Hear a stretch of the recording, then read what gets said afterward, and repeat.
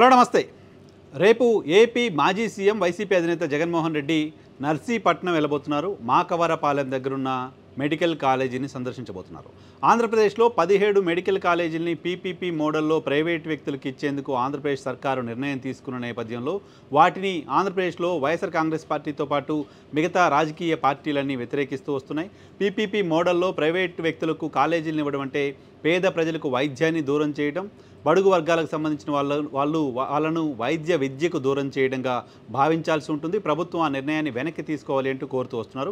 ప్రభుత్వం మాత్రం ప్రైవేట్ వ్యక్తులకు అప్పగించడానికి సంబంధించి కొన్ని కాలేజీలకు సంబంధించి ఇప్పటికే నోటిఫికేషన్ కూడా ఇచ్చేసింది. ప్రైవేట్ వ్యక్తుల చేతిలో వాటిని పెట్టబోతోంది. సో ఈ నేపథ్యంలో ప్రభుత్వం నుంచి వస్తున్నమాట, ప్రభుత్వం చెప్తున్నమాట, ప్రభుత్వం ఇప్పుడున్న పరిస్థితుల్లో ఆ కాలేజీల నిర్మాణం చేయలేదు, వాటిని మెయింటైన్ చేయలేదు. ప్రైవేట్ వ్యక్తులకు ఇస్తే కొంతకాలం తర్వాత అవి తిరిగి మళ్ళీ ప్రభుత్వానికి చేరతాయి అంటూ ప్రభుత్వం చెప్తూ వస్తుంది. అయితే వీటికి ల్యాండ్ ఎక్వేషన్ అయిపోయింది, బిల్డింగ్స్ పూర్తయిపోయాయి, క్లాసులు నడపడానికి సంబంధించిన అవకాశం ఉంది, సీట్లు వచ్చే సంవత్సరం నుంచి ఫిల్ చేసుకోవడానికి సంబంధించి అనేక కాలేజీల్లో అవకాశం ఉంది. అయినప్పటికీ ప్రభుత్వం ఇంటెన్షనల్గా వీటిని ప్రైవేటు వ్యక్తులకు కట్టబడుతోంది అంటూ వైసీపీ ఆరోపిస్తోంది. వైసీపీ కేవలం ఆరోపణ చేయటం మాత్రమే కాకుండా ఈ మెడికల్ కాలేజీని ప్రైవేటు వ్యక్తులకు ఇచ్చే అంశం పైన పోరాటం చేయాలనుకుంటోంది. ఆ పోరాటాన్ని సుదీర్ఘంగా కొనసాగించాలనుకుంటోంది. 1 కోటి సంతకాల సేకరణ ద్వారా రాష్ట్రంలో మెడికల్ కాలేజీల ప్రైవేటీకరణ అంశం పట్ల ప్రజలు ఎంత తీవ్రంగా వ్యతిరేకతతో ఉన్నారనే విషయాన్ని ప్రభుత్వం దృష్టికి, గవర్నర్ దృష్టికి తీసుకెళ్లాలనుకుంటోంది వైసీపీ. దానిలో భాగంగా ఈ అంశాన్ని చాలా సీరియస్గా తీసుకున్న వైఎస్ఆర్ కాంగ్రెస్ పార్టీ, ఆ పార్టీ అధినేత జగన్మోహన్ రెడ్డి రేపు క్షేత్రస్థాయిలో మెడికల్ కాలేజీకి వ్యతిరేకంగా పోరాటం చేయబోతున్నారు. దానిలో భాగంగా ఆయన తొలి విజిట్ని అయ్యన్న పాత్రుడు నియోజకవర్గమైన మాకవరపాలెంలో పెట్టుకున్నారు. అక్కడ మెడికల్ కాలేజీ నిర్మాణం జరుగుతోంది. నిర్మాణం ఆల్మోస్ట్ పూర్తవడానికి వచ్చిన పరిస్థితి ఉంది. ఆ కాలేజీని సందర్శించి మెడికల్ కాలేజీల నిర్మాణమే జరగలేదు, ల్యాండ్లే తీసుకోలేదు, అసలేమీ జరగలేదు అంటూ ప్రభుత్వం చేస్తున్న ప్రచారం తప్పు. ఇక్కడ ఈ స్థాయిలో నిర్మాణం చేశామనేది ఆయన అక్కడికి వెళ్ళి చూపించబోతున్నారు. దాంతోపాటు అక్కడి నుంచి ప్రభుత్వ నిర్ణయాన్ని తప్పుపట్టబోతున్నారు. అయితే ఇది ఇప్పటివరకు వైఎస్ఆర్ కాంగ్రెస్ పార్టీ కావచ్చు, ప్రభుత్వం వైపు నుంచి కావచ్చు వస్తున్న ప్రకటనల ద్వారా కనపడుతున్న మాట, వినపడుతున్న మాట. అయితే రేపు జగన్మోహన్ రెడ్డి విశాఖపట్నం పర్యటనకు వెళ్తున్న నేపథ్యంలో, మాకవరపాలెం వెళ్తున్న నేపథ్యంలో మాకవరపాలెం పర్యటనలో ఏం జరగబోతుంది అనేది అత్యంత ఆసక్తిని, ఉత్కంఠని రేపుతుంది. ఎందుకంటే తన అధికారం కోల్పోయిన తర్వాత జగన్మోహన్ రెడ్డి చేసిన పర్యటనలో మనం చూసాం. మిర్చి రైతులకు సంబంధించిన సమస్యల పరిష్కారం కోసం అక్కడికి మిర్చి యార్డుకి వెళ్ళడం, అలాగే పొగాకు రైతులకు సంబంధించిన సమస్యలపైన ప్రకాశం జిల్లాలో ఆందోళన చేయడం, అలాగే మామిడి రైతులకు సంబంధించిన కష్టాలపైన చిత్తూరు జిల్లాలో ఆందోళన చేయడం, అక్కడికి వెళ్ళి రైతులను పరామర్శించి రావడం మాత్రమే ఆయన చేశారు. అక్కడ రైతులు కష్టాల్లో ఉన్నారంటూ ఆయన పరామర్శకు వెళ్ళడం చూసాం. ఆ సందర్భంగా చాలా పెద్ద ఎత్తున జనాలు గ్యాదర్ అవ్వడం, చాలా పెద్ద ఎత్తున జనాలు ర్యాలీగా జగన్మోహన్ రెడ్డితో పాటు ట్రావెల్ అవ్వడం చూసాం. దాంతోపాటు సత్తెనపల్లి నియోజకవర్గంలో కార్యకర్త మరణిస్తే ఆయన కుటుంబాన్ని పరామర్శించేందుకు వెళ్ళిన సందర్భంగా దాదాపు 60 కిలోమీటర్లకు పైగా జనాలు భారీగా జగన్మోహన్ రెడ్డి పర్యటనలో పార్టిసిపేట్ చేయడం కూడా చూసాం. ఆ సందర్భంగా ఒక వ్యక్తి మరణం, దాని తర్వాత రాజకీయంగా అది ఏ స్థాయిలో దుమారం రేపిందో చూసాం. ఈ నేపథ్యంలో రేపటి జగన్మోహన్ రెడ్డి పర్యటన మొదటిసారి రాష్ట్ర ప్రభుత్వం తీసుకున్న నిర్ణయం పైన క్షేత్రస్థాయిలోకి వెళ్ళి ప్రభుత్వాన్ని ప్రశ్నించే కార్యక్రమం కావడంతో అంతేకాదు ఎయిర్పోర్ట్ నుంచి మాకవరపాలెం వరకు దాదాపు 63 కిలోమీటర్ల మేర రోడ్డు మార్గంలో ప్రయాణం చేయాలని జగన్మోహన్ రెడ్డి నిర్ణయం తీసుకున్న నేపథ్యంలో రేపు ప్రభుత్వం ఈ పర్యటనకు అనేక ఆంక్షల్ని విధించింది అంటూ వైఎస్ఆర్ కాంగ్రెస్ పార్టీ ఆరోపిస్తోంది. ప్రధానంగా ఆంక్షలు ఏంటి అంటే 63 కిలోమీటర్లు రోడ్డు మార్గాన జగన్మోహన్ రెడ్డి వెళ్ళడం అంటే అక్కడ దాదాపు 60,000 మందికి పైగా జనాలు గ్యాదర్ అయ్యే అవకాశం ఉంది అని మాకు సమాచారం ఉంది.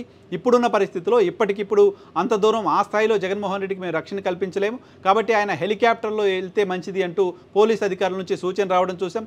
పోలీస్ అధికారుల సూచనని వైఎస్ఆర్ కాంగ్రెస్ పార్టీ తప్పుపట్టింది. ఉత్తరాంధ్ర ప్రాంతంలో, విశాఖ ప్రాంతంలో వర్షాలు పడుతున్నాయి. గడిచిన 3-4 రోజులుగా వర్షాలు పడుతున్న సందర్భంగా జగన్మోహన్ రెడ్డిని హెలికాప్టర్లో వెళ్ళండి అంటూ సూచన చేయడం అంటే ఏదో అనుమానం కలుగుతోంది. జగన్మోహన్ రెడ్డి పర్యటనల పట్ల ప్రభుత్వం మొదటి నుంచి రకరకాల అనుమానాలు క్రియేట్ అయ్యేలా వ్యవహరిస్తూ వస్తోంది. ఆయన అనంతపురం పర్యటన వెళ్ళిన సందర్భంగా అక్కడ హెలిప్యాడ్ వరకు చాలా పెద్ద ఎత్తున జనాల్ని అలో చేయడం, ఆయన హెలికాప్టర్ నుంచి బయటకు వచ్చే పరిస్థితి కూడా లేకుండా ఉండడం, హెలికాప్టర్ డ్యామేజ్ అవ్వడం, తర్వాత దానిపైన విచారణ జరగడం, ఇవన్నీ కూడా చూసాం. అంతేకాదు గతంలో ఆయన పర్యటనకి వెళ్ళిన సందర్భంగా హెలికాప్టర్ ల్యాండింగ్ కూడా అనుమతి ఇవ్వబోము అంటూ అనుమతి ఇవ్వకుండా కొన్నిసార్లు ఇబ్బందులు పెట్టిన పరిస్థితి కూడా చూసాం. గతంలో హెలికాప్టర్ ద్వారా వస్తామంటే అనుమతి ఇవ్వని ప్రభుత్వం ఇప్పుడు హెలికాప్టర్లో వెళ్ళండి అని ఎలా చెప్తుంది? వర్షాలు పడుతున్న నేపథ్యంలో ప్రభుత్వ ఇంటెన్షన్ని అనుమానించాల్సి వస్తుంది అంటూ మాజీ మంత్రి గుడివాడ అమర్నాథ్ చెప్తున్నారు. సో ఎట్టకేలకు పోలీసులు అనుమతించారు, 18 రకాల కండిషన్స్ పెట్టారు. 18 రకాల కండిషన్స్ పెట్టడం మాత్రమే కాదు, వైఎస్ఆర్ కాంగ్రెస్ పార్టీ ఏ రూట్లో అయితే 63 కిలోమీటర్ల మేర ప్రయాణం చేసి మాకవరపాలెం వెళ్ళాలనుకుందో ఆ రూట్ కాకుండా మరొక రూట్ని పోలీసులు సజెస్ట్ చేశారు. ఆ రూట్కి మేము అంగీకరిస్తున్నామని కూడా వైఎస్ఆర్ కాంగ్రెస్ పార్టీ చెప్పింది. వైఎస్ఆర్ కాంగ్రెస్ పార్టీ చెప్పిన తర్వాత ఇప్పుడు ఇంత సుదీర్ఘంగా ఆయన రోడ్డు మార్గం ద్వారా ప్రయాణం చేసి అక్కడికి చేరుకోవాల్సి ఉంటుంది. కాబట్టి ఈ రోడ్డు మార్గంలో ప్రయాణం చేసే సందర్భంగా ఏం జరిగినా, ఎటువంటి ఇన్సిడెంట్ జరిగినా, ఎవరికైనా ప్రాణాపాయం జరిగినా వైఎస్ఆర్ కాంగ్రెస్ పార్టీ బాధ్యత తీసుకోవాల్సి ఉంటుంది అంటూ ప్రభుత్వం వైపు నుంచి వినిపిస్తున్నమాట, పోలీసు అధికారులు చెప్తున్నమాట.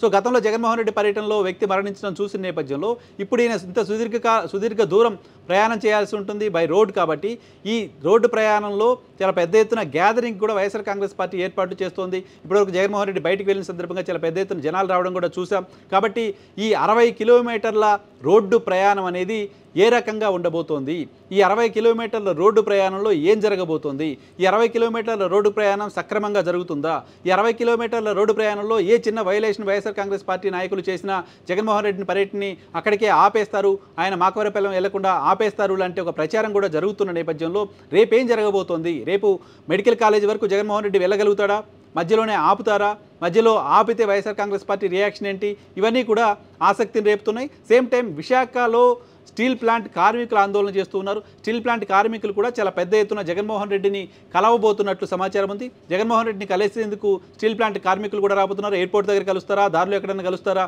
చూడాలి. సో వాళ్ళు జగన్మోహన్ రెడ్డిని కలిసిన సందర్భంగా కూడా అక్కడ గ్యాదరింగ్ ఉండే అవకాశం ఉంటుంది.